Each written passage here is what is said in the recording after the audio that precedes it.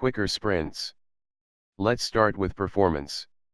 All pilots are propelled by the same engine, a 3.5-liter V6 rated for 280 horsepower and 262 lb-ft of torque.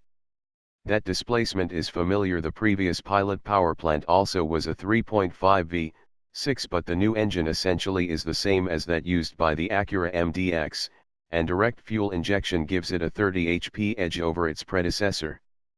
This in a vehicle that's substantially lighter, by as much as nearly 300 pounds, according to Honda. It's also substantially quicker off the line. What you don't get with the lower trim levels LX, X, and XL is the slick new 9-speed automatic transmission that comes with the Touring and Elite models. The LX, X, and EXL are equipped with a 6-speed automatic.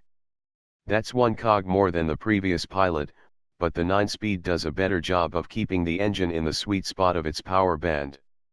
And it includes shift paddles, which aren't part of the deal with the 6-speed. At the track, this front drive X model clocked a 0-60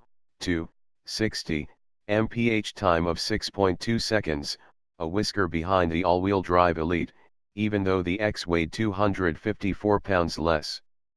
Blame the powerful V6's eagerness to spin the front tires during aggressive launches.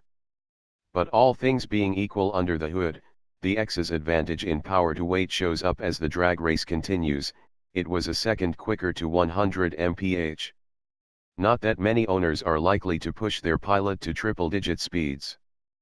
But for those so inclined, we can report that the Pilot inspires confidence as speeds climb, right up to the Governor Limited 112 mph top speed. There's confidence around bends, too. The new chassis is stiffer than its predecessor, spring rates are higher, and shock absorber damping is firmer than that of the previous generation. This doesn't make the Pilot a sports car. Pushing hard in a set of switchbacks will still provoke moderate rock and roll, as well as abundant understeer. But as with exploring the Pilot's top speed, the likelihood of owners testing its limits of adhesion is slight, particularly with kids on board. And doubly so for those with kids prone to motion sickness. Off the steering could be quicker, 3.2 turns lock-to-lock, and more informative at around town speeds. The Pilot's responses in emergency maneuvers are respectable by the standards for this class.